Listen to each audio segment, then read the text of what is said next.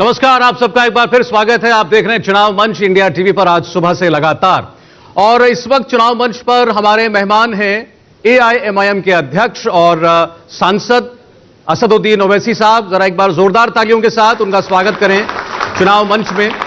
और इस बार के उत्तर प्रदेश के चुनाव में ओवैसी साहब की एंट्री ने एक नया समीकरण जरूर ऐड कर दिया है और सारी राजनीतिक पार्टियों को सोचने के लिए और बोलने के लिए एक मुद्दा और दे दिया है। ओवैसी साहब, स्वागत आपका। सबसे पहले तो ये बताएं, आप इतना उत्तर प्रदेश अभी घूम रहे हैं, कई दौरे आपके हो रहे हैं, आप क्या माहौल देख रहे हैं?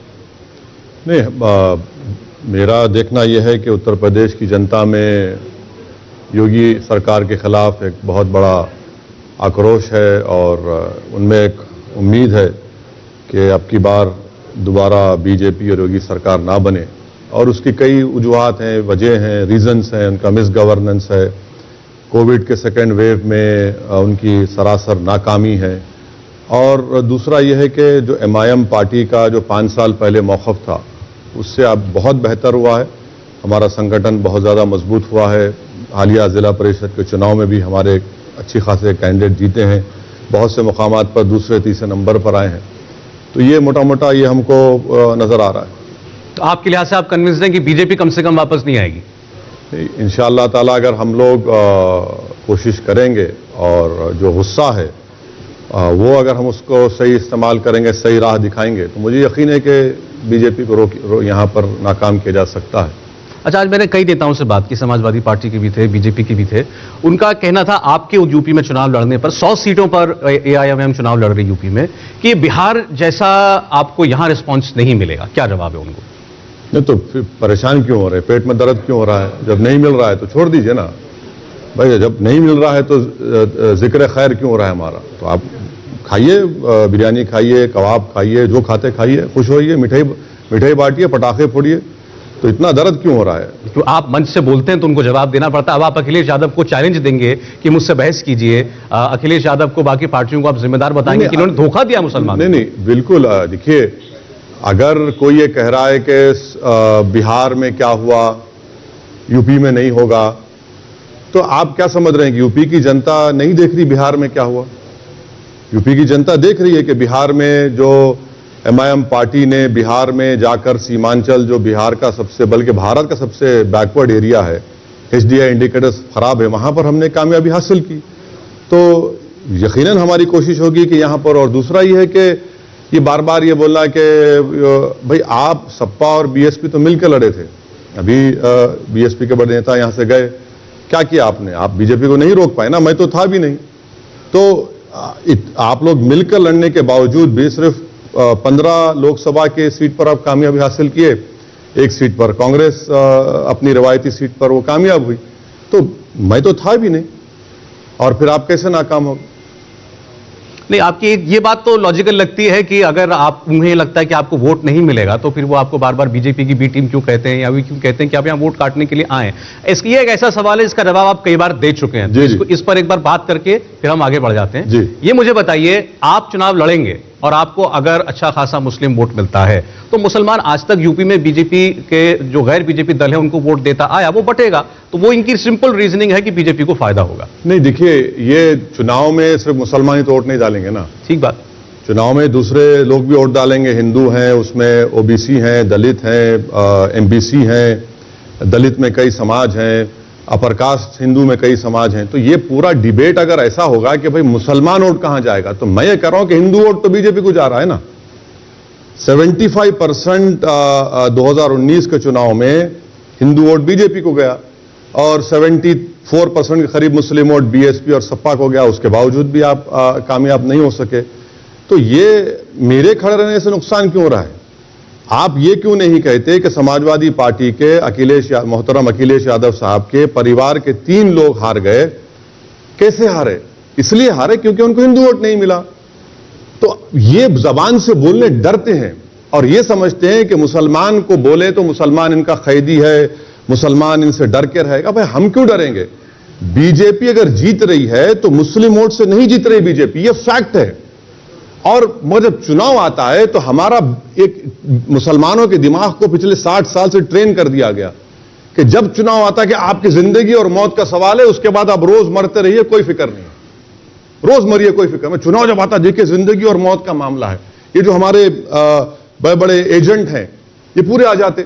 एजेंट मतलब अब उनको बड़ी इज्जत से कह रहा हूं, और भी कह सकता था पार्लियामेंट्री वर्ड, बट ये आ जाते। देखिए अब आ रहा है, अब जिंदगी मौत का। अरे भाई कौन सा चुनाव जिंदगी और मौत का नहीं था?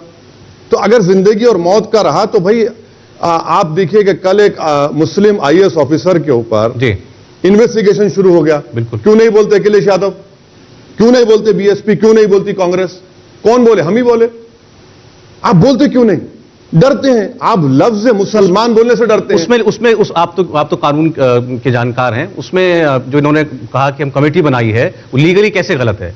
बिल्कुल गलत है। सुप्रीम कोर्ट के कई जजमेंट है, केशाराम वर्सेस बिहार का जजमेंट है 1962 का, आप पढ़ लीजिए। सुप्रीम कोर्ट ने कहा कि अगर कोई सिविल सर्विस का ऑफिसर है, ऑल इंडिया सर्विस का ऑफिसर है, उसको भारत का सिटीजन है, उसको फंडामेंटल राइट डिनाई नहीं कर सकते। और all India service conduct rule का सेक्शन 3 है, अनीस अंसारी साहब यहां पर पूछ लीजिए उनसे। सेक्शन 3 में मॉरल टर्पिट्यूड का क्राइम आता है। तो उन्होंने कौन सा क्राइम किया बताइए ना आपने? आप एसआईटी बनाते हैं, एडिशनल डीजी को बनाते हैं और उनके पीछे लगा देते हैं। ये क्या बात है? मैं एक बार दर्शकों को बता दूं किस मामले का जिक्र ओवैसी साहब कर रहे हैं। यूपी के एक आईएएस हैं, सीनियर आईएएस अफसर हैं, और उनके कुछ वीडियो वायरल हुए। वीडियो कब के हैं अभी ये भी मालूम नहीं है, लेकिन उस वीडियो में ये नजर आ रहा है कि वो अपनी किसी सरकारी जगह पर नहीं है, ऑफिस दफ्तर में नहीं, किसी प्राइवेट स्पेस पर हैं, और वहां वो कुछ मुस्लिम धर्मगुरुओं के साथ बैठे कुछ सुन रहे हैं, कुछ कह रहे हैं। इसमें एक दफा उन्होंने ये भी कहा है कि पूरी दुनिया के अंदर अल्लाह का निजाम, अल्लाह की निजामत जो है, अगर मैं ठीक शब्द है तो वो कायम होनी चाहिए, ऐसी बातें वो कह रहे हैं। उसके बाद ये कार्रवाई हुई नहीं। नहीं क्या आप कौन सा, क्या उनको शो कॉज नोटिस दिए? तो किस लॉ के तहत दिए? कंडक्ट रूल्स का सर्विस सेक्शन 3 जो है वो तो अप्लाई नहीं होता। फिर कौन सा रूल दिया? भाई रिलीजन का अगर प्रोपोगेशन कर रहे हैं तो कब से गुनाह हो गया बताइए? गुनाह तो है ही नहीं वो। तो आप कहां से कर रहे हैं? मगर बता ये रहा हूं कि भाई ये मसला आ गया, आप बोलते ही नहीं है, कुछ खामोश बैठे हैं आप बोलते ही नहीं है। यूएपीए का बिल पार्लियामेंट में लाया जाता तो समाजवादी और कांग्रेस मिलकर रोक दिए, जिसकी वजह से आज हम देख रहे हैं कि बहुत से नौजवान, बहुत से लोग इंटेलेक्चुअल्स हों जो बीजेपी के खिलाफ हैं, जेल में सड़ रहे हैं, 5-5 साल 3-3 साल जेल में रहते हैं। आप बोलते नहीं है, वहां पे हो जाते हैं। फिर जो इलेक्शन का मामला था, आप समझते हैं कि मुसलमान जो है आपका कैदी है, आपने उसको कैप्टिव बना। आप कैदी और कैप्टिव वर्ड इस्तेमाल कर रहे हैं। मुझे बताइए, असदुद्दीन ओवैसी की पार्टी तो आज आई ना यूपी में, इससे पहले मुस्लिम वोट क्या, मुसलमान वोटर क्या करता? बीजेपी को तो वो वोट देगा नहीं, तो वो तो इन्हीं पार्टियों को वोट देता। तो उसमें दोष इन पार्टियों का कैसे है? नहीं, यही तो हम कह रहे हैं कि कल तक आपके पास कोई ऑल्टरनेट नहीं था। आप हालत मजबूरी में इन लोगों की मक्कारी, इन लोगों की अपॉर्चुनिज्म का शिकार हो रहे थे। आज हम एक विकल्प है, एक ऑल्टरनेट है, हम ऑल्टरनेट प्रोवाइड कर रहे हैं। वो स्पेस है वहां पर, क्योंकि फिर कर तो यही दो थे ना, या फिर वो कांग्रेस पार्टी। तो अब हम एक विकल्प बने हैं, एक ऑल्टरनेट पॉलिटिकल प्लेटफॉर्म दे रहे हैं। और हमें और इनमें फर्क क्या है? ये चाहे एसपी हो, बीएसपी हो, कांग्रेस हो, जो अपने आप को सेकुलर कहते हैं, हम ये कह रहे हैं कि नेता आप बनेंगे। आप सिर्फ वोट डालने वाली एटीएम की मशीन नहीं बनेंगे, आप नेता बनेंगे, लीडरशिप बनाएंगे, अपने मुकद्दर के फैसले आप करेंगे। आपके मुकद्दर के फैसले वो नहीं करेगा जो आपसे 20% से कम हो और मुख्यमंत्री बन जाए। तो ये हम दे रहे हैं, ये हमारा वादा है हमारे उत्तर प्रदेश के मुस्लिम अक़लियत से। तो आप क्या कहना चाहते हैं कि मुसलमान जो हैं उसी को वोट करें जिसका, जो मुसलमान को मुख्यमंत्री बना सके? नहीं, हम ये कह रहे हैं कि पहले आप अपने पार्टी के कैंडिडेट्स को कामयाब करिए, जिसमें मुसलमान भी रहेंगे, हमारे हिंदू भाई भी रहेंगे, दलित भाई भी रहेंगे, ओबीसी समाज के लोग भी रहेंगे। मगर उत्तर प्रदेश की पॉलिटिक्स की एक क्रॉस रियलिटी है, वो ये है कि हर समाज के पास उनका एक नेता है। ठीक बात। चाहे कोई समाज हो, बताइए मुसलमानों का कौन नेता है? कोई नेता नहीं है। अभी आपने बनने नहीं दिया, आपने सबको डरा कर रखा, आपने यूज एंड थ्रो किया, उनको यूज एंड थ्रो किया और उनको निकाल दिया आपने। तो ये हकीकत है। इसीलिए आज हम देख रहे हैं कि एक चर्निंग है, एक चेंज है। और खास तौर से उत्तर प्रदेश के जो मुस्लिम नौजवान हैं, उसमें तो बर्निंग डिजायर है, वो चाहते हैं कि नहीं, हमको ये चेंज। साहब, आप सेक्युलरिज्म के चैंपियन अपने आप को कहलाते हैं। मुझे बताइए कि ये जो आपकी सोच अभी दिखाई दे रही है कि अगर मुसलमान का नेता होगा तभी मुसलमान का काम होगा, ऐसे हिंदू सोचने लगे कि मेरी भलाई तो केवल हिंदू नेता कर सकता है, तो ये तो सेक्युलर थॉट नहीं हुई ना? अरे आप भाई, आपकी आंखों पर पर्दा पड़ा है क्या देख रहे हैं आप? ये अनुप्रिया पटेल को क्यों मनाया गया? उनका कुर्मी वोट है, भाई बाघेल साहब को क्यों बनाया गया? आगरा के अतराफ में 25 असेंबली की सीटों को नहीं बनाई, ये बीजेपी हार जाएगी। नहीं, मेरा लॉजिक ये नहीं है। अनुप्रिया पटेल नेता ना होती तो कुर्मी का क्या काम नहीं होगा, या कुर्मी को कोई योजना में याद नहीं होता है ना काम। नेता होगा तो काम होगा, काम नहीं होगा तो कम से कम कोई हाथ तो पकड़ेगा, कोई आंसू बहने से तो उसको उम्मीद दिलाएगा। यही तो हम कह रहे हैं ना भाई। आज आप क्यों मनाते हैं? परसों जो कैबिनेट एक्सपेंशन हुआ, क्या हुआ उसमें बताइए? वोट लेने के लिए। वही तो हम कह रहे हैं, वही वोट लेने के लिए कर रहे हैं ना। आप ये तो कोई एनजीओ का काम तो नहीं कर रहे हैं कि भाई रिसर्च पेपर आएगा और प्रेजेंटेशन करेंगे। यही तो काम हो रहा है ना, प्रैक्टिकल पॉलिटिक्स में यही तो चल रहा है। ये हम मुस्लिम कम्युनिटी को बता रहे हैं कि आप में बेदारी आना जरूरी है। और देखिए, मुसलमानों को उत्तर प्रदेश में एचडी इंडिकेटर्स क्या है? अब लोएस्ट लिटरेसी रेट, महिलाओं में सबसे कम, हाईएस्ट ड्रॉप आउट रेट 60%, सबसे ज्यादा जेलों में 27% अंडर ट्रायल मुसलमान। और फिर इसका कौन जिम्मेदार है? मैं जिम्मेदार हूं। अंबेडकर बाबा साहब ने सही कहा था कि इख्तिदार के दरवाजों के जो ताले हैं वो आपके पॉलिटिकल रिप्रेजेंटेशन की चाबी से खुलेंगे। ये अगर उत्तर प्रदेश के मुसलमानों में अवेयरनेस क्रिएट हो रहा है और हो जाएगा तो यकीनन इनकलाब आएगा। तो अभी तक आप मान रहे हैं कि मुसलमान का रिप्रेजेंटेशन नहीं है, मुसलमान बिल्कुल बेसहारा है, उसकी कोई सुनने वाला नहीं है? नहीं, खासकर यूपी में। नहीं, लफ्ज बेसहारा नहीं मानता। हम तमाम के लिए सहारा हमारा अल्लाह है। और मगर आपको यहां पर पॉलिटिक्स में आपकी एक आवाज की जरूरत है और इंडिपेंडेंट लीडरशिप की जरूरत है, जो ये तमाम पार्टीज कभी क्रिएट नहीं करेंगी। बीजेपी तो टिकट भी नहीं देती मुसलमान को, ठीक ना असेंबली में दिया ना पार्लियामेंट में दिया। अब आप देते हैं तो अब वो जीतते भी ऐसे हैं कि उनको रोक के रखते हैं कि भाई आप बैठे रहिए बस। मैंने एक अपनी तकरीर में जुमले कहा कि मुसलमानों का हाल ये है कि हम लोग एक बैंड बाजा की पार्टी है। अब शादी की बारात आती है ना तो बैंड बजता है, हम लोग बैंड बजाते हैं, खूब बजाते हैं। अब दूल्हा घोड़े बैठा है। जैसा जिस जगह पर मंडप पर या जहां पर निकाह हो रहा है, दूल्हा तो अंदर चले जाता बारातियों के साथ और हमको कहा बेटा तुम बैंड बाजा बाहर ठहरो। ये तो नहीं होगा ना, यही तो रियलिटी है। आप तो अच्छा एक बात बताइए, आप इतने प्रोग्राम करते हैं टीवी पर रोज रात में, एक मेरे सवाल का जवाब दिए। माफ करना मैं एंकर टोपी पहन रहा हूं। आपने इन तमाम पार्टीज के नेताओं से कभी लफ्ज मुसलमान सुना आपके प्रोग्राम में? आजकल बचते हैं कहने से, लेते हैं जी नाम। भाई लफ्ज मुसलमान नाम लेने क्यों कतराते हैं आप? उनको दूसरा वोट छिन जाएगा ना। अरे हम वही तो कह रहे हैं, हम यही तो बात उत्तर प्रदेश के मुसलमानों को बता रहे हैं कि आपकी ओट से बीजेपी नहीं जीत रही है। यादव वोट हो या फिर दलित वोट हो या फिर ब्राह्मण वोट हो या फिर जाट वोट हो या फिर आपका अदर ओबीसी समाज का वोट हो, सब बीजेपी की तरफ जा रहा है। तो आप देख रहे होंगे ना, सारे नेता जो हैं गैर बीजेपी दलों के, राहुल गांधी कोई भी हो, अब मंदिर जाना शुरू कर देते हैं जब चुनाव आता है। सब कुछ आप देखते हैं तो उसका एक उसके पीछे वजह है ना। अब तो राहुल गांधी के बारे में क्या बोला जाए, बेचारा सिद्धू भी भाग गया। तो अब क्या बोला, तो जिसको बनाते वही भाग जाता है। हम क्या करेंगे? अब अल्लाह का शुक्र है कि हम नहीं गए पंजाब में, वरना बोलते ओवैसी से मिला था वो। क्या करेंगे? एक वक्त आपकी पार्टी उनके साथ थी, लेकिन नहीं। देखिए, दूध का जला छाछ कोई फूक फूक कर पीता है। अच्छा, हम जानते हैं उनको, हम बहुत, जितना हम जानते हैं कोई नहीं जानता होगा। जब आंध्र प्रदेश था उस वक्त उन्हीं की पार्टी में रिवोल्ट हो गया था, तो उनकी गवर्नमेंट गिर रही थी किरण कुमार रेड्डी की। हम वोट दिए उनको बचाने के लिए। उस वक्त बी टीम याद नहीं आए उनको। यहां हारे तो वायनाड गए क्योंकि वहां पर 35% मुसलमान थे, वहां जीत गए। हमने आपको बचा लिया। आप डूब रहे थे, हमने आपका कहा बेटा मत डूबो, ऊपर रहो। अब आप बताइए, फिर आप बड़े बड़े बात। इसका मतलब तो मुसलमानों को राहुल गांधी पसंद है, यही मतलब ही बचाया ना उनको। नहीं, देखिए सवाल पसंद का नहीं है ना। बाज़ वक्त क्या होता है कि ऑप्शन नहीं होता।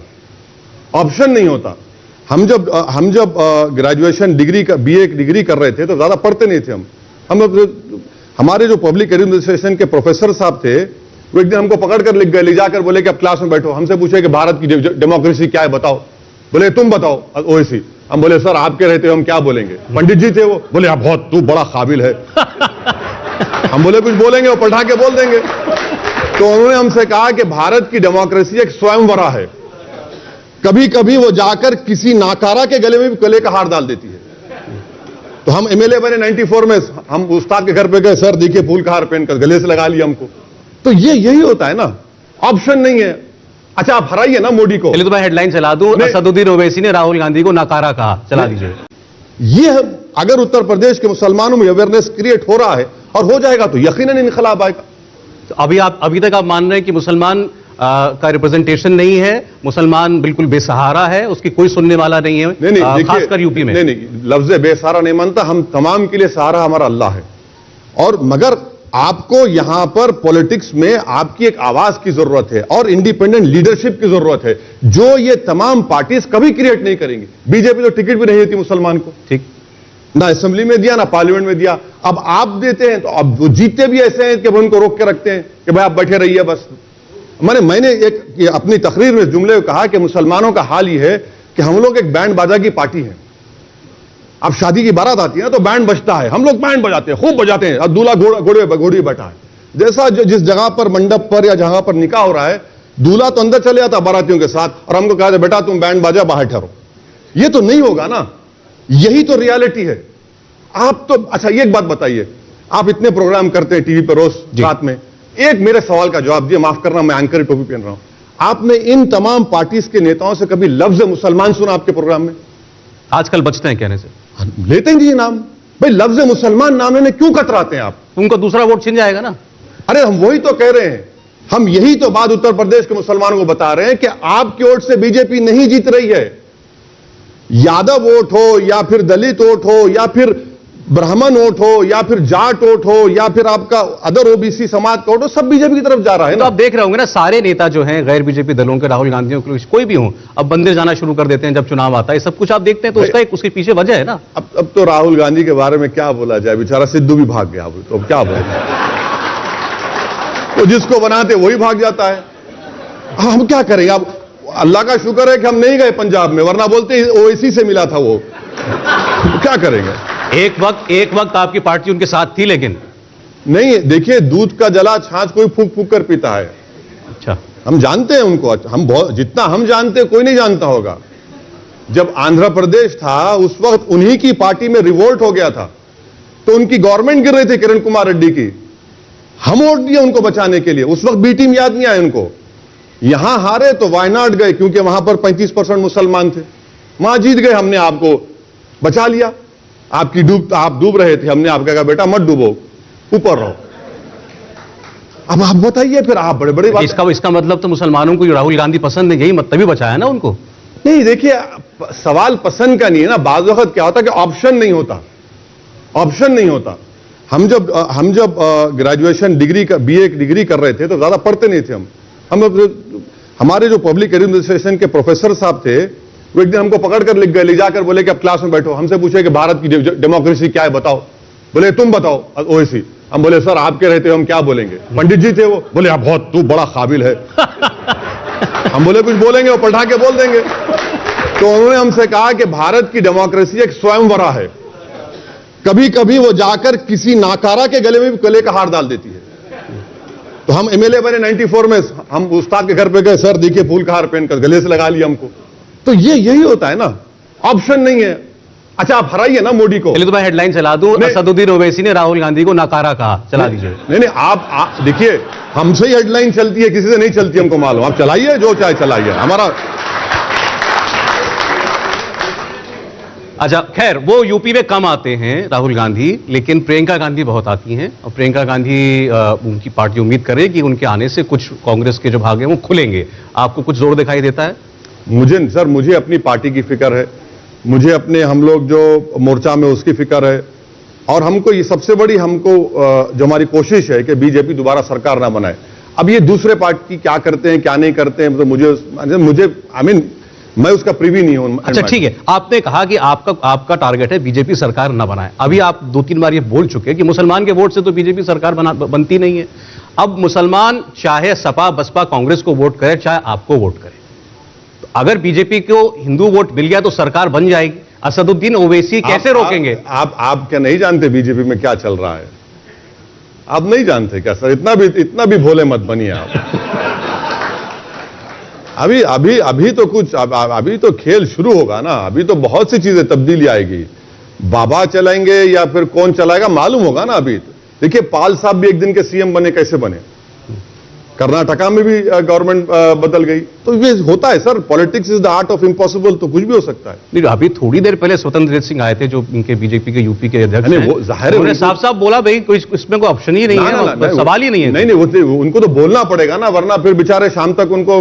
अरे अब तो मोदी जी बोल दिए, अलीगढ़ में रैली की मोदी जी ने, इतनी तारीफ की योगी जी की, आपको अब भी शक है कि योगी जी के पर कोई सवाल है? देखिए, रूपानी को हटाने से 1 महीना या 5 हफ्ते पहले अमित शाह जाकर उनको गुड परफॉर्मेंस सर्टिफिकेट दिए और उनको हटा दिए। हटाने के बाद बीजेपी के जो बीट के जर्नलिस्ट थे वो कहे कि इसलिए हटाया क्योंकि उन्होंने कोविड में काम नहीं किया। तो कुछ भी हो सकता है, कुछ भी हो सकता है। योगी को हटाया जा सकता है। अब पौने रात के 8:45 और मोदी जी पार्लियामेंट की बिल्डिंग देखने चले गए तो क्या नहीं कर सकते वो? तो देखने चले गए तो आपको उस पर क्या एतराज हुआ? नहीं, एतराज नहीं है, कुछ भी हो सकता है। मैं बता रहा हूं ना सर, आपको बहुत सी चीजें मालूम, मुझे भी थोड़ा थोड़ा मालूम है। अच्छा, अब ये बताइए कि उत्तर प्रदेश में जिस किस्म की जबान इस्तेमाल की जा रही है राजनीति के अंदर और जिस किस्म की कानूनी कार्रवाई, जिसमें से एक आध का जिक्र अब आपने किया, अब योगी जी को अखिलेश यादव पर तंज मारना था तो उन्होंने कहा अब्बाजान वाले, अब्बाजान बोलने वाले। इस पर आपने कहा ये डॉग विसल है, जरा इसको एक्सप्लेन कीजिए। नहीं, दोनों भी कर रहे हैं। देखिए, जब उत्तर प्रदेश की विधानसभा में उत्तर प्रदेश के मुख्यमंत्री ने जुमला कहा तो समाजवादी पार्टी ने कहा कि यह गलत बात कह रहे हैं, आपको हमारे बड़ों की बेइज्जती करनी नहीं चाहिए। यह रिकॉर्ड में उन्होंने कहा। अब मुझे समझ में नहीं आता कि भाई इसमें आपके बड़ों की बेइज्जती कैसे हो गई? वो डॉग विजिल कर रहे हैं तो वो भी उसको प्रमोट कर रहे हैं ना। आप, ये समाजवादी पार्टी ने असेंबली में कहा आप हमारे बड़ों की बेइज्जती कर रहे हैं। अरे भाई, बड़ों की बेइज्जती कैसे हो रही है? आप उनको पलटाकर कहते हैं कि आप मुख्यमंत्री हैं, अब्बाजान क्यों बोलते हैं? आप पिताजी भी बोलिए, दादाजी भी बोलिए। मगर ये जो डॉग विजिल की पॉलिटिक्स है, दोनों कर रहे हैं और इससे साफ जाहिर हो रहा है। अब आप, और इससे मैसेज क्या देना चाह रहे हैं? मैसेज तो यही देना चाह रहे हैं ना कि मुसलमानों का बड़ा अपीजमेंट हुआ। भाई चैलेंज करते हैं, बताइए कहां अपीजमेंट हो यूपी में? अगर अपीजमेंट होता मुसलमानों का तो यह बुरा हाल नहीं होता ना। योगी और बीजेपी, आरएसएस मिलकर यह पैगाम फैलाती है, झूठ फैलाती है, फरेब करती है कि अपीजमेंट कहां हुआ है? अपीजमेंट तो हुआ ही नहीं है, बल्कि डिस्ट्रक्शन हुआ है यहां पर हर एतबार से। तो इनकी लैंग्वेज यही है।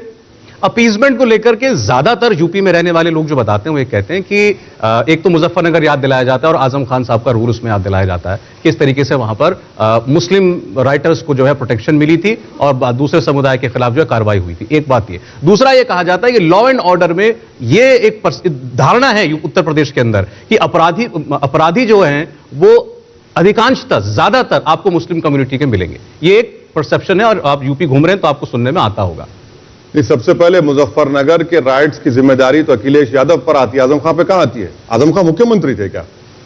अखिलेश यादव पर आती है। भारत की आजादी के बाद 50,000 लोग अगर बेघर हुए पार्टीशन के बाद तो मुजफ्फरनगर में हुए। आपने उन पर केसेस भी नहीं चलाए। आप लोग कैंप्स में मर रहे थे मुजफ्फरनगर में, आप सैफई में ऑर्केस्ट्रा देख रहे थे। हकीकत है ये। अगर आप केसेस चला देते तो आज योगी आदित्यनाथ को मौका नहीं मिलता कि वो 77 केसेस विड्रॉ कर लेते।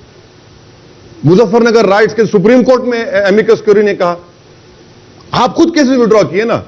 मुजफ्फरनगर के पूरी राइट्स की जिम्मेदारी तो सरकार की थी जिसके मुख्यमंत्री अखिलेश यादव थे और उनके ऊपर जिम्मेदारी आ जाती है। ये बार बार आजम खान को क्यों पेश किया जाता है समझ नहीं आता मुझे। ये तो आपकी जिम्मेदारी थी, आप नाकाम साबित हुए।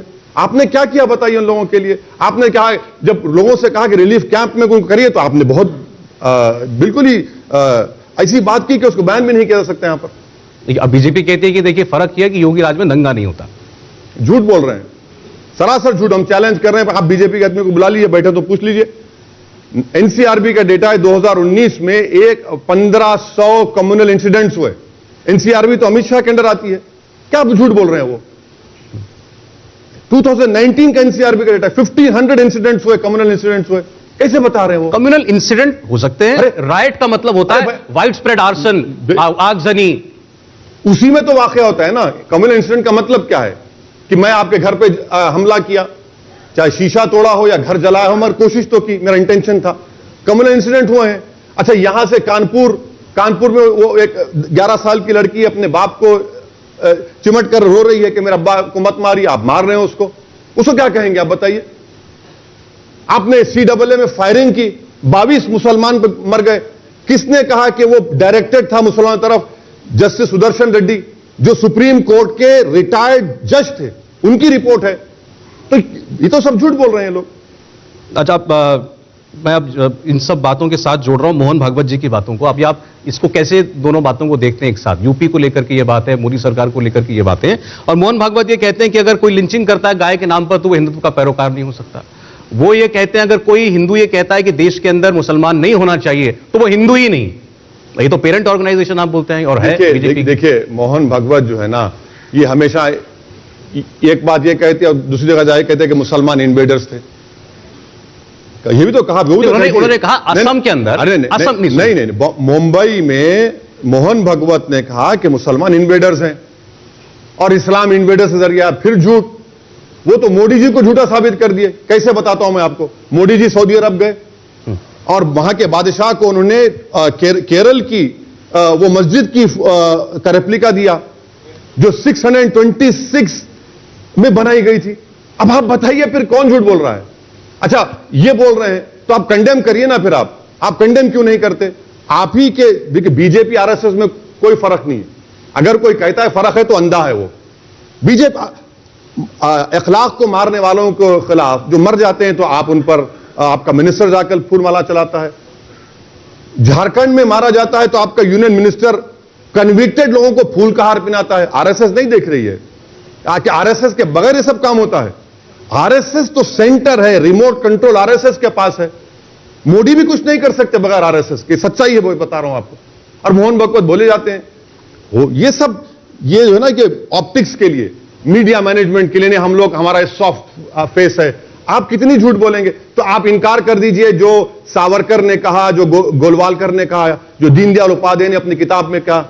गोलवलकर की बात से तो उन्होंने एक बिल्कुल अभी मुझे एक कुछ महीनों पहले, साल भर पहले कहा था कि जो गोलवलकर ने, जो उनकी जो किताब है जो सबसे ज्यादा कोट की जाती है, बंच ऑफ थॉट्स, उसमें जो बोला वो तब के लिए रेलेवेंट थी। जरूरी नहीं है कि वो आज के लिए रेलेवेंट। क्या मतलब रेलेवेंट? आप इनकार कर दीजिए, आप बोलिए कि हम उसको छोड़ चुके हैं, हम मानते ही नहीं उन चीजों को। बोल दीजिए सावरकर के हिंदुत्व के डेफिनेशन को हम नहीं मानते। आप बोलिए, उनकी लीनियज है, वो क्यों छोड़ेंगे? हाँ, फिर आप वो नहीं छोड़ेंगे। और सावरकर कहेगा कि भाई ये इस मुल्क का मोहब्बत करने वाला वही है जो जिसके लिए ये फादरलैंड और मदरलैंड है। तो बताइए, इस मुल्क का मजहब सिर्फ हिंदुइज्म हो सकता है, हिंदुत्व आइडियोलॉजी हो सकती है। तो आप उनको नहीं छोड़ेंगे। देखिए, हम थोड़ा बहुत पढ़ते हैं ना, हम उन दूसरे नेताओं की तरह नहीं है कि थम्स अप जिंदाबाद बोल के चले जाएंगे। आपकी आइडियोलॉजी, आपकी किताबें हैं, और उसको कैसे छोड़ देंगे हम? आप धूल झोंकने की पॉलिसी कर रहे हैं, वो कभी नहीं होने वाला है। हाँ, वो किसी को बिठाकर, चंद मुसलमानों को बिठाकर ये बातें कर सकते हैं और वो बेचारे खवाल पार्टी के लोग थाली बजा सकते हैं। और हम तो देख रहे हैं ना, देख रहे हैं, महसूस कर रहे हैं कि इतनी नफरत पैदा हो चुकी है आज हर जगह पर। कौन फैला रहा है नफरत? बताइए, किस वजह से नफरत फैल रही है? कि पार्लियामेंट के 200 कदम के ऊपर लोग कहते हैं कि काट दो मुल्लों, गले काट दो। गलत। हाँ, आप गलत है, मगर क्या हो रहा है? 24 घंटे में बेल हो जाती है। 24 घंटे में बेल हो जाती है। बताइए आप, कौन कर रहा है ये फिर? तो ये सब चीजें हैं ना। तो ये आइडियोलॉजी के ऊपर ये लोग, देखिए, आरएसएस कभी भी अपनी आइडियोलॉजी को नहीं छोड़ेगी, कभी भी नहीं छोड़ेगी आरएसएस आइडियोलॉजी को। अपनी आइडियोलॉजी पर वो रहेंगे, उस पर काम करेंगे और कर रहे हैं काम उसके ऊपर। ये हमारा मानना है कि वो कभी नहीं छोड़ेंगे अपनी आइडियोलॉजी को। जो इंसिडेंट्स होते हैं, जिनका भी आपने कईयों का जिक्र किया है, बहुत से लोग ये कहते हैं कि 140 करोड़ के देश में ये 10 इंसिडेंट या 20 इंसिडेंट उठा करके ये बोलना कि पूरा समाज बढ़ चुका है, समाज के अंदर नफरत पैदा हो चुकी है, हर जगह गली मोहल्ले में मुसलमान को टारगेट किया जा रहा है, ये कहां तक जायज है? आप सिर्फ 10 कह रहे हैं? मैंने नहीं, क्या मिसाल के तौर पर कहा। आपने नहीं, गलत है ये। 10 क्या, रोज होता है। अगर रोज होता है, मैं आपको बता रहा हूं, दिल्ली से अगर कोई ट्रेन निकलती, रात की ट्रेन, तो आप और हम जाएंगे। चलिए, मैं भी शॉर्ट पैंट पहनता हूं, आइए जाके देखते हैं कितने मुस्लिम खवातीन ट्रेन में बैठते हैं, रात की ट्रेन में देख लें। चलिए बताइए, आप रैंडमली पूछिए कि क्या माहौल है पूरा। मतलब मुस्लिम महिला जो है वो रात को निकल नहीं सकती। अरे भाई, ये माहौल तो आपने पैदा कर दिया ना खौफ का। कोई अगर चूड़ियां बेचने जाता है, मोदी जी तो चौरी चौरा का इंसिडेंट के बड़ी बड़ी बातें करते हैं, उन्हीं की बरादरी का आदमी जब चूड़ियां बेचने जाता है मध्य प्रदेश में, तो उसको मारा जाता है। कोई ठेला बंडी पर तरकारी बेचता है तो तेरा आधार कार्ड बता, तू यहां पर क्यों आया है? कौन कर रहा है ये? क्यों कर रहे हैं लोग?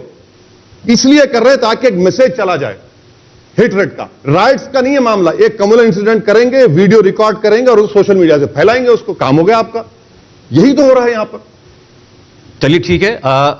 जो लोग तालिबान की वकालत करते हैं, क्योंकि आजकल वही बहुत ज्यादा चर्चा में है, तो लोग उसको कोट करते हैं कि देखिए यहां पर ऐसे लोग भी मौजूद हैं जिनको तालिबान भी अच्छा लगता है, तो हम क्यों ना बोले इनके खिलाफ? आप भद्रा कुमार का नाम जानते हैं? कौन थे भद्रा कुमार? जी मेरी अभी जानकारी में तो नहीं। भद्रा कुमार एक भारत के बहुत बड़े माने फॉरेन सर्विस के एक्सपर्ट हैं, फॉरेन सर्विस में थे। वो कहे, उन्होंने कहा कि बात करो तालिबान से। उनको क्यों नहीं बोलते आप? अरे मुझे क्या करना है अफगानिस्तान को? ना मेरे अब्बा है, ना मेरे दादा है, हमको मालूम ही नहीं अफगानिस्तान। आप किसी पूछ रहे मुसलमान से, कहां है अफगानिस्तान? बोलेगा हाँ होगा, मुझे क्या मालूम, मुझे क्या करना है? नहीं, बयान तो यहीं के लोग से दे रहे हैं ना। अरे भाई, बयान तो ये दूसरे लोग भी तो दिए ना। अच्छा, हद तो ये है कि हमारी सरकार भारत की टेरिटरी में तालिबान को बुलाकर कबाब खिलाए। जब क्या हुआ, दोहा में हमारी एम्बेसी में बुलाकर खिलाए। हम आज भी मैं कह रहा हूं कि मोदी सरकार को क्लियरली देश को बता देना चाहिए वंस एंड फॉर ऑल कि तालिबान टेररिस्ट ऑर्गेनाइजेशन है या नहीं।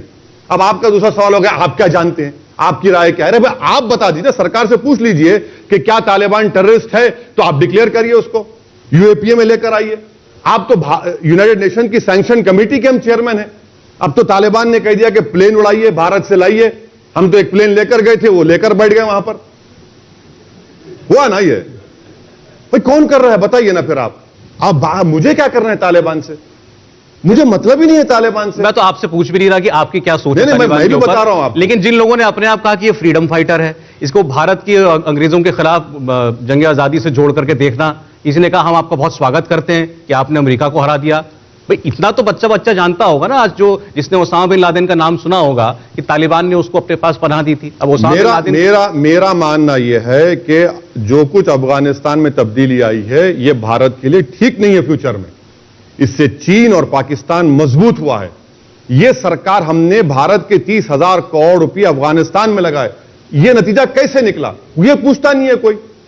आपको मालूम, जब हम लोग हमारे एम्बेसी के स्टाफ को लेकर आए तो तालिबान ने कहा कि हथियार छोड़कर, जो हमने हथियार छोड़ दिए वहां पर, एम्बेसी में हथियार छोड़ दिया हमने।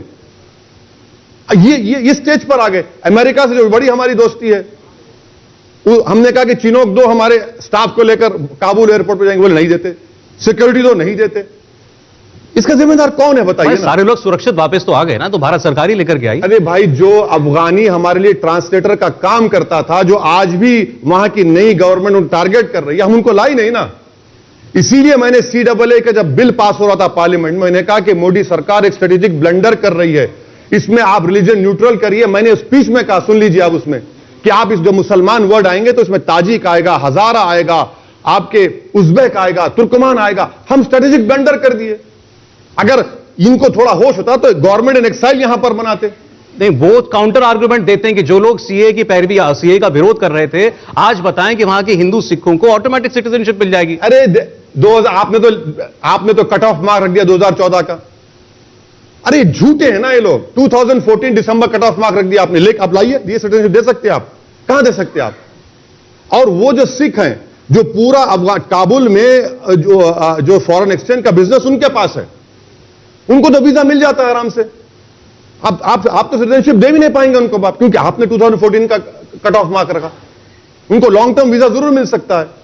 तो ये बीजेपी जो है प्रोपोगंडा करती है। व्हाट्सएप यूनिवर्सिटी में हर आदमी बैठा हुआ है, अपने आप को फॉरेन एक्सपर्ट, नोबेल प्राइज का विनर समझता है, तो वो होंगे, मगर सच्चाई तो ये है। देखिए, बहुत सी बातें तो ये भी कही जा रही हैं कि तालिबान की असल सोच तो यहां से हिंदुस्तान से निकली है, फिर उसको देवबंद के साथ जोड़ा गया। गलत बात, बिल्कुल गलत बात।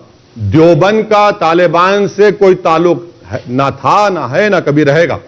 ये बिल्कुल गलत बात है भाई। ये एक देवबंद एक मदरसा है जो मुल्क की आजादी में एक बहुत बड़ा रोल प्ले किया। रेशमी रुमाल की तहरीक उनके जिम्मेदारों ने शुरू की। जेलों को गए वो लोग, आप उसको भूल जाएंगे? आप हुसैन अहमद मदनी की कुर्बानी को भूल जाएंगे, जो माल्टा की जेल में इतने साल गुजारे वहां पर?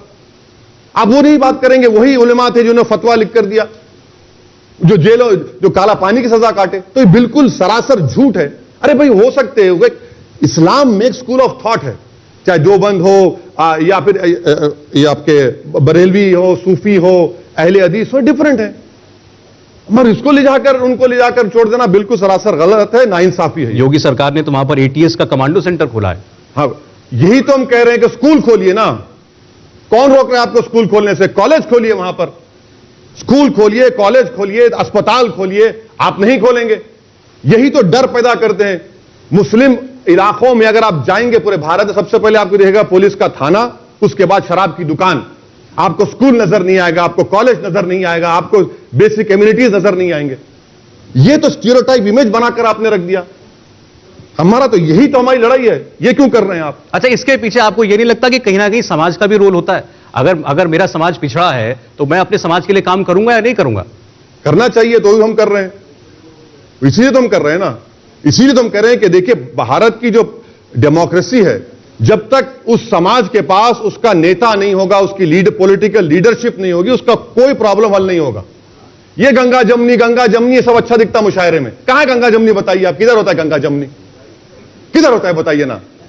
एक बच्ची को मारा जाता है, गंगा जमनी होता है। कहां गंगा जमनी है? किधर का गंगा जमनी है? अब मुशायरे में शायर खड़े होकर बोलता, हमको भी अच्छा लगता, वाह वाह मुकर्रर, दोबारा इरशाद। मगर बाहर निकल जाते मुशायरे के, हमको मालूम हुआ था, पुलिस देखता है कहां से आ रहा है तू, हो गया खत्म, निकल गया पूरा। पुलिस का छोड़िए, आम आदमी का बताइए। एक आम हिंदू एक मुसलमान के बारे में क्या यही सोच रखता है? देखिए, जो डिवीजन पैदा हो चुका है और पोलराइजेशन बढ़ते जा रहा है, हम नहीं चाहते हो, मगर कौन बढ़ा रहा है इसको? कौन ये इंसिडेंट्स करता है? कौन इस तरह की बातें करता है? कौन मुसलमानों का डर पैदा करता है? कौन ये दिखाता है कि भारत में हमारे हिंदू भाइयों को खतरा है? कौन कह रहा है ये? आप सरकार में रहकर आप डराते हैं, आप सरकार डराते हैं, और फिर उसके जब डर पैदा करते हैं तो इसका नतीजा क्या निकलता है? आपको देख रहे हैं आप, किस तरह के नारे लगते हैं, इस तरह की बातें होती हैं। लेकिन इसके वजह से अगर गलत भी हो रहा है, अगर कोई राइटफुल एक्शन लिया जा रहा है, उसकी भी मुखालफत करना, अगर कहीं पर घुसपैठियों के खिलाफ कार्रवाई होती है, असम में होती है, सीमांचल में होती है, उसके खिलाफ आप बोलते हैं। देखिए, आपने असम की मिसाल दी। कभी आप सर, आप जर्नलिस्ट भी है ना, आप कभी आपने देखा कि आपकी फ्रेटर्निटी का आदमी एक लाश के ऊपर कूदता है? एक लाश के ऊपर कूदता है, गोली मार दिया आपने उसको, वो भारत का सिटीजन है। वो चैलेंज करो असम सरकार से, बताइए कि जो जिसको गोली मारी गई उसका नाम लिस्ट में नहीं आया था। एक फोटोग्राफर है, लाश पर कूदता है। तुम इंसान हो, हैवान हो यार? वो कर रहे हैं आप। घुसपैठी आ रहे तो रोकिए ना, कौन रोक रहा है?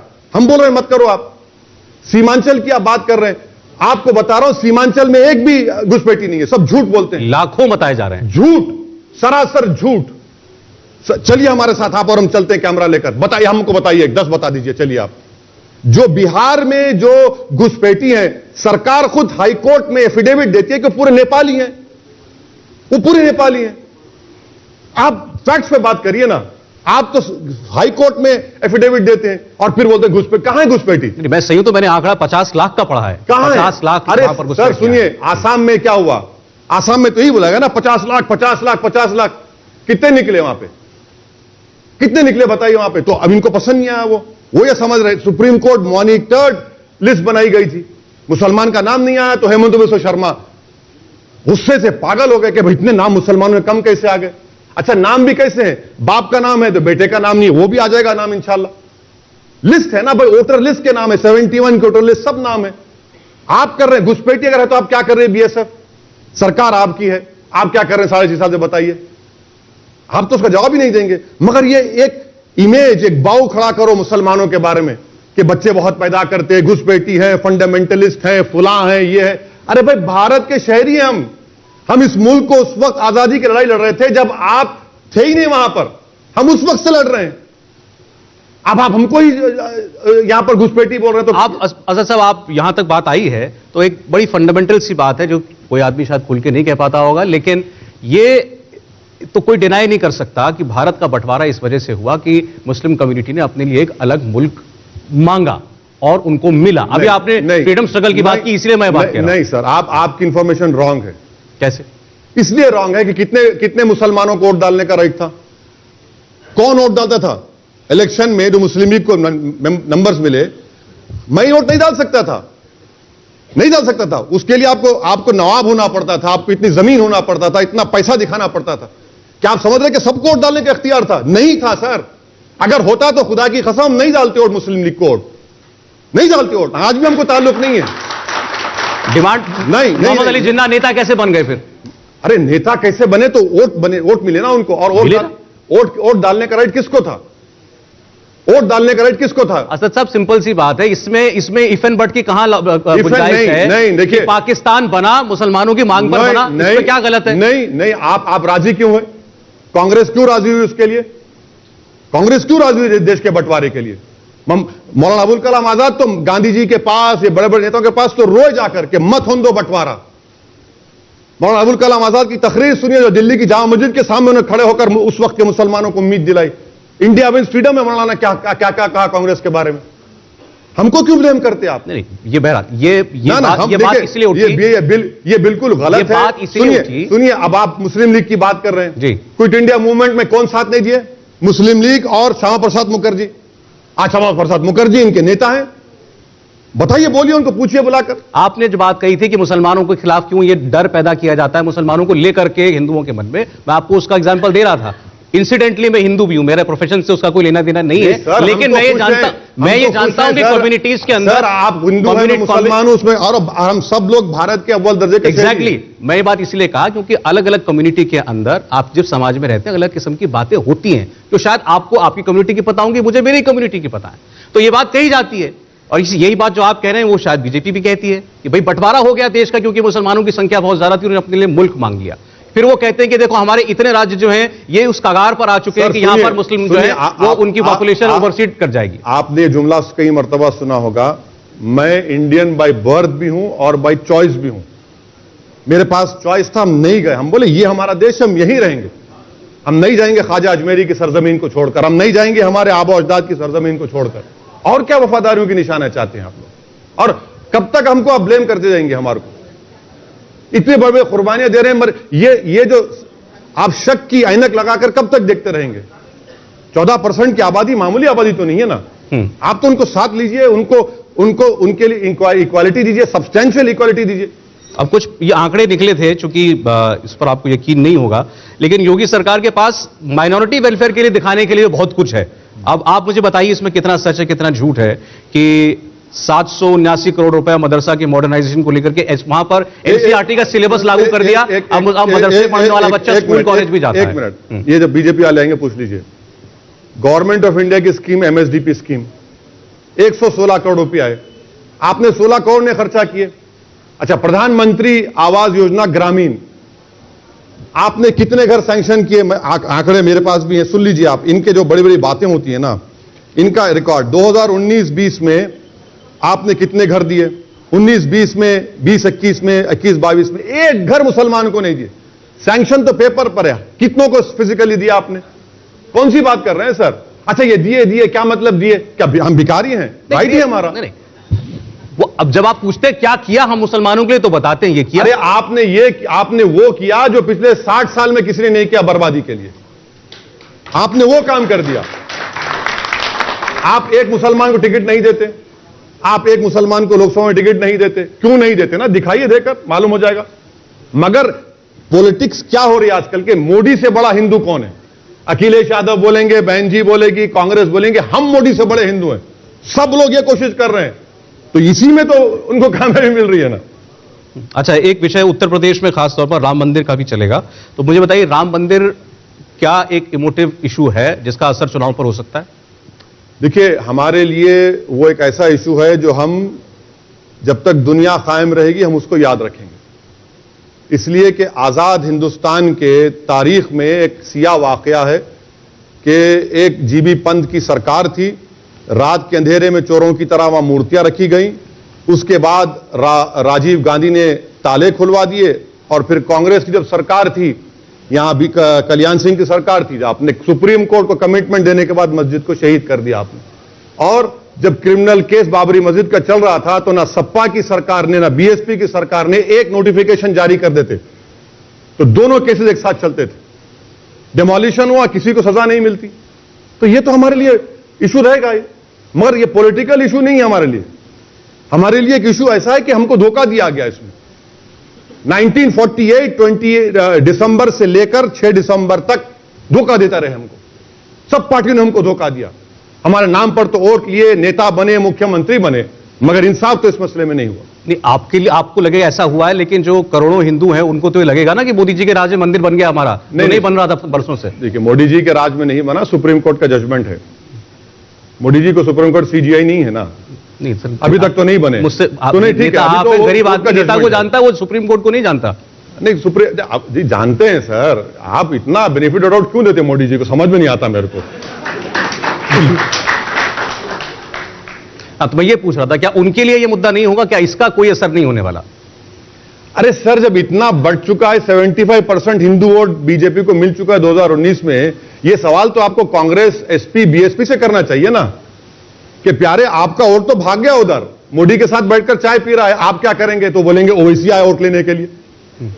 उनको हिंदू वोट की फिक्र नहीं ज्यादा होनी चाहिए, बोलते नहीं है, अंदर से बहुत फिक्र है, बहुत परेशान है, मगर क्योंकि मुसलमान को डरा सकते इसलिए डराने की कोशिश कर, हम कह रहे हैं कि डरने वाले नहीं है आप। अच्छा भाई हमारे भाई धर्मेंद्र बैठे हैं, बताओ इनसे आप क्यों हारे, बताइए, पूछ लीजिए उनको। हमारे साथी थे, अच्छा बोलते थे पार्लियामेंट में, बहुत अच्छा बोलते थे। उनको मुस्लिम वोट मिला नहीं मिला पूछ लीजिए, हम जाने के बाद उनको हिंदू वोट नहीं मिला इसलिए हार गए वो, पूछ लीजिए उनसे। आप पूछ लीजिए ना, सामने तो बैठे हैं। हम वो आप पूछ लीजिए ना, आपका काम, आप एंकर, हम क्यों टोपी पहने वो? क्योंकि मैंने तो उनको देखा भी नहीं था, आपने याद दिलाया। अच्छा बहरहाल आखिरी सवाल हो वैसी साहब, ये बताइए कि आपको, अच्छा ये आप भी हैं, राहुल गांधी क्यों आ रहे पूछ लीजिए। राहुल गांधी को हिंदू वोट मिला नहीं, आप पूछ लीजिए, हम चले जाते हैं। जब तो बी टीम नहीं थी ना, लैला तो नहीं थी जब। जरा माइक दे दीजिए एक बार जवाब। ना वो आपका काम, अभी मेरा ही तो काम हो रहा है। पहले बहुत दूरी हो चुकी है, और दूरी मत पैदा करिए आप। हम तो मिलने की कोशिश कर रहे हैं उनसे, हम तो कह रहे हैं कि आइए बात कर लेते हैं, मगर आप और बढ़ा रहे हैं, फिर मोदी जी का फायदा करा रहे हैं। कोशिश की बात करने की कांग्रेस से, सपा से, बसपा से, किसी से? नहीं, देखिए हम तो तैयार हैं बातचीत करने के लिए, सपा से, बीएसपी से। अब वो नहीं मालूम उनके दिल में क्या है, देखिए मैं खुल के कह रहा हूं ना, अब उनको बताना चाहिए। आप बातचीत करने तैयार है तो आइए, हम बात करने तैयार हैं। आप धोखेबाज कहेंगे फिर उनसे एक्सपेक्ट करेंगे वो आए बात करने के लिए? धोखेबाज हम ये नहीं कर रहे, हम ये कह रहे हैं कि आपने वोट लिया, इंसाफ नहीं किया, ये हकीकत है।